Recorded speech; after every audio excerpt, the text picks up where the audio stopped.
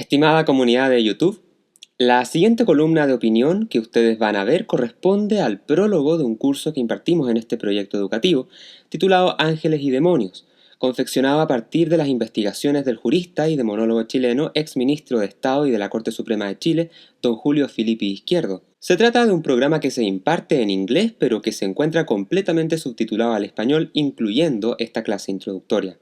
Si quedan interesados de adquirirlo luego de terminar de ver esta columna, encontrarán el enlace a este curso en la descripción de este video. Un gran abrazo a la distancia y que disfruten el episodio.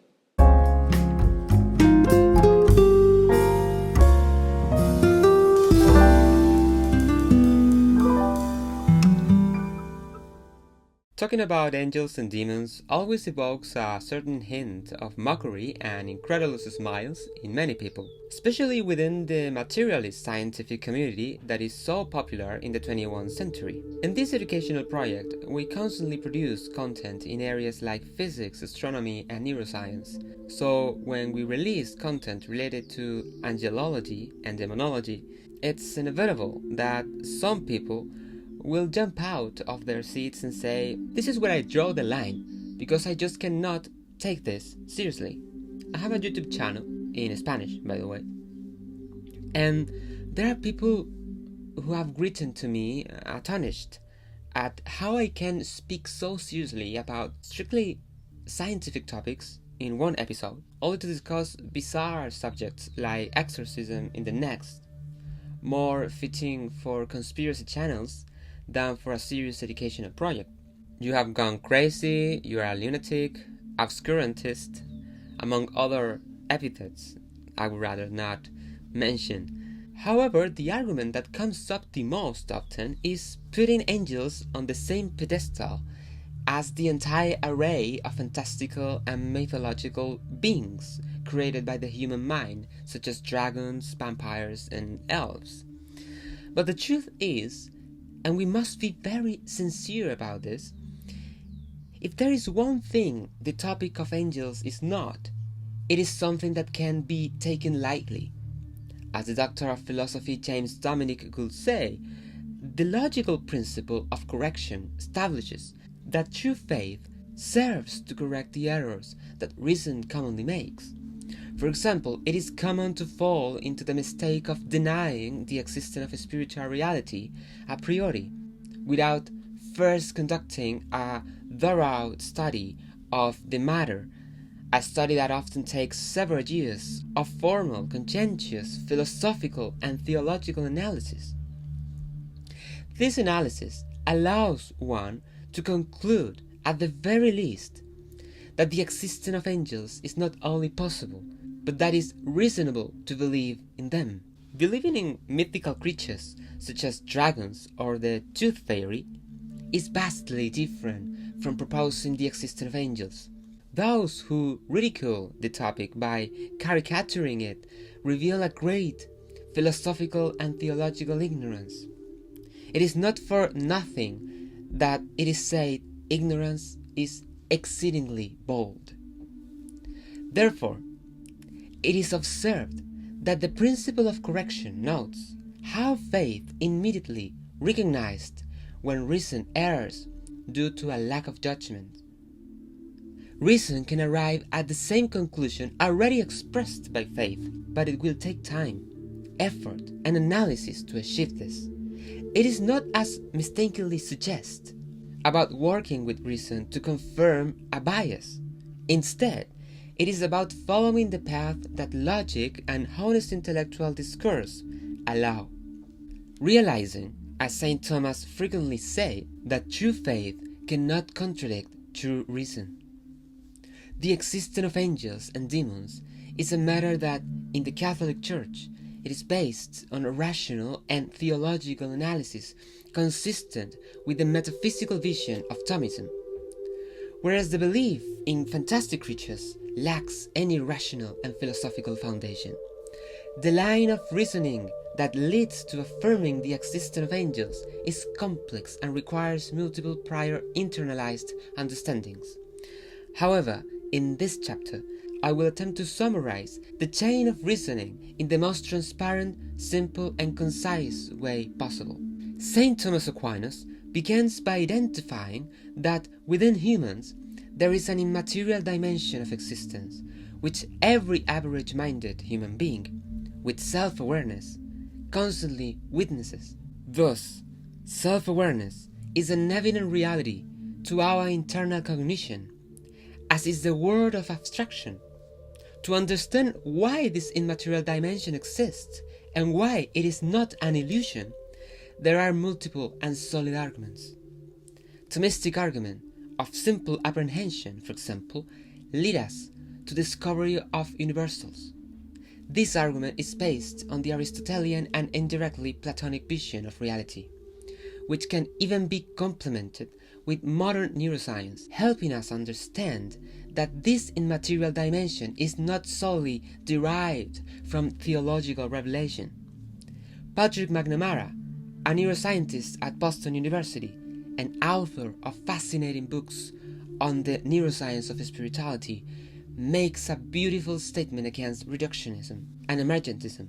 He notes that none of his colleagues has ever encountered the intellect or the will in their work.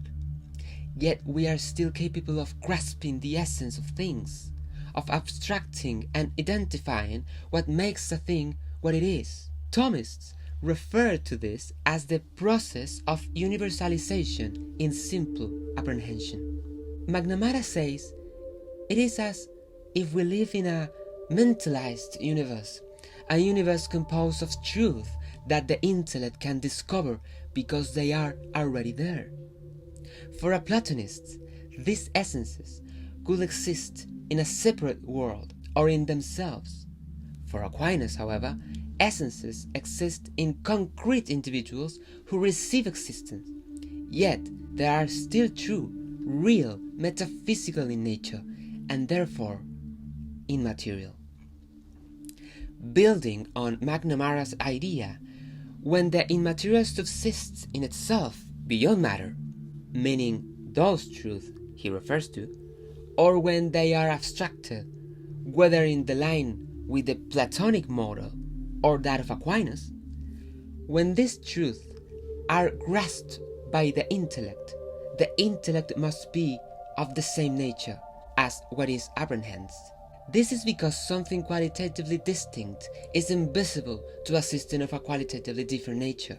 Thus, the intellect must also be immaterial. Given that the existence of what is immaterial beyond the nature of the essences of material things, it is perfectly logical. It is reasonable to assert that incorporeal intellects can exist.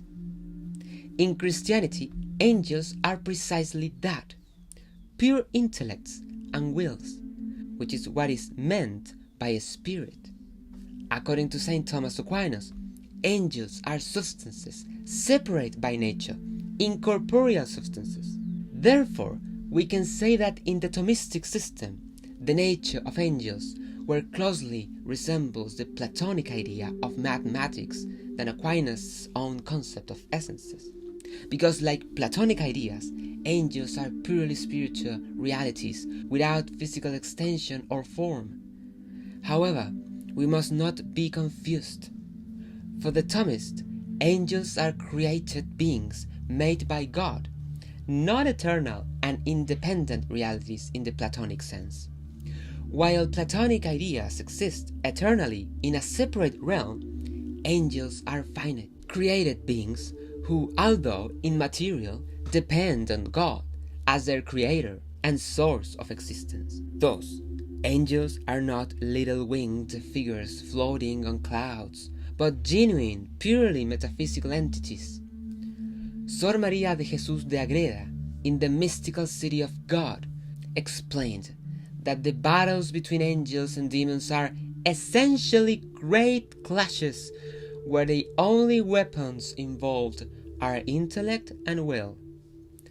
What is the body for evolutionary biology?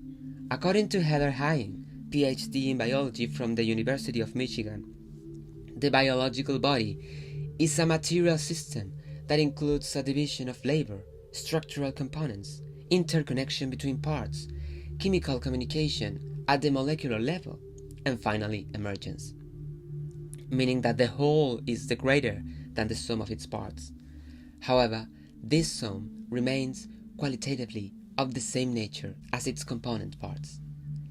It cannot transform the material nature of a thing into an immaterial one. Thus, the human soul requires a metaphysical and theological explanation. When it is said that angels have no body, the concept goes beyond even the biological understanding. It signifies that the nature of angels is immaterial and that their system is purely metaphysical, composed only of two spiritual elements, intellect and will. This intellect and will are not of the same metaphysical nature as human spirits, not only because angelic spirits were made from the beginning to not be infused into any material body, but also because the way angels perceive the world is fundamentally different due to their independence from matter. Thus, the philosopher José Ignacio Murillo, from the Mind and Brain Group at the University of Navarra, as well as physicist Javier Sánchez Cañizares from the same project, and Oxford theologian Daniel Dehaene, who specialized in neuroscience, explain that understanding is conceived by Thomas Aquinas as linked to the separation from matter. This implies in us the existence of a dimension and activity independent of bodily organs, which allows us to conceive of the possibility of created intellects that are not bound to animate a body. It stands to reason that the physician, philosopher, and mathematician Rolando Chucky, about whom we recently published 2 episodes in our YouTube channel, by the way, as the steadfast Catholic he was, so devoted to the teachings of the councils, could also have believed in the existence of angels. This will be quite consistent with his view that mathematics exist and are discovered, not invented. The relationship between mathematics as a reality comprehensible by the intellect and the existence of angels share the same logical basis: the existence of realities that go beyond the merely material, whether understood in the Platonic or Thomistic sense. Interestingly, Thomist lawyer and philosopher Cristóbal Orreo, son of a renowned Chilean neurobiologist, asserts that the universal and the abstract cannot be captured in a particular and concrete image, yet every particular and concrete image falls under a universal and abstract concept. He writes in one of his books that this exercise can be done with any idea, but take note, it is easier with geometry. But why it is easier with geometry? As explained in Thomistic mathematics, primarily developed in the 13th century commentary on Boethius, it is possible to distinguish 2 objects of mathematics.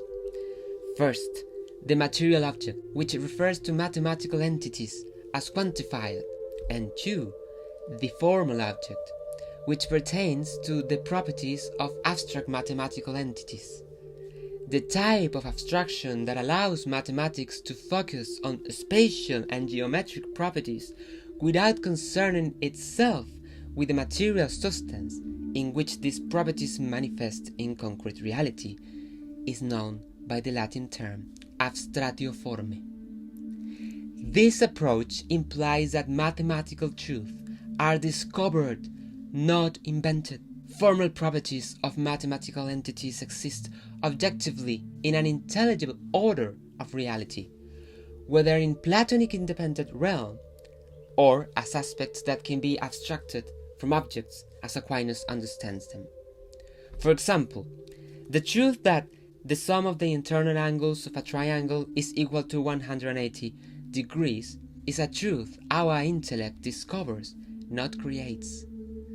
The key point here is that the formal properties we study in mathematics do not depend on our minds to exist. Although the process of abstraction is performed by the human intellect, The properties themselves are objective and exist in an intelligible order of reality. Thus, when we study geometric laws or numerical relationships, we are discovering something real about the order of the world. This is a slight nod the Thomistic gives to Plato, while still maintaining Aquinas' understanding of essences.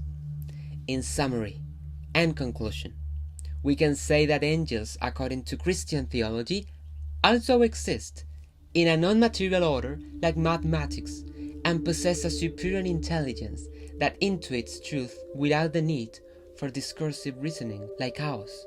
In other words, angels are not inventions, but like mathematics, they are discovered. The difference is that for Aquinas, mathematics are intellectual abstractions derived from material reality, whereas angels are immaterial realities that subsist independently of matter. The human intellect can, to some extent, grasp the notion of their existence and nature, although in a limited way. The initial discovery of angels comes through revelation, and their many appearances described in Scripture, as well as in hundreds of testimonies throughout universal history, including in modern times. These accounts carry historical and philosophical weight far greater than any folk tale or mythical creature, which lack a respectable philosophical or theological basis to justify their existence. Do angels exist then? It is a matter that can be discussed. But what cannot be disputed is that believing in angels is not the same as believing in dragons. And the relationship between angels and mathematics is fascinating. Mythical creatures like dragons are a product of cultural imagination without a comparable philosophical foundation or role in a coherent metaphysical worldview. Descriptions of dragons are more symbolic or literary, which doesn't diminish their value in what they represent. Tolkien was not wrong when he said that myths are real, in the sense that they always contain, at the very least, a drop of truth and a reference to the genuine supernatural dimension of existence. Do angels and demons exist? Are they simply myths and legends from ancient times that have persisted in popular storytelling? Or is there truly a supernatural dimension of existence in constant contact with our material lives, where ethereal beings guard over us on one hand, but others induce us to evil and attack us?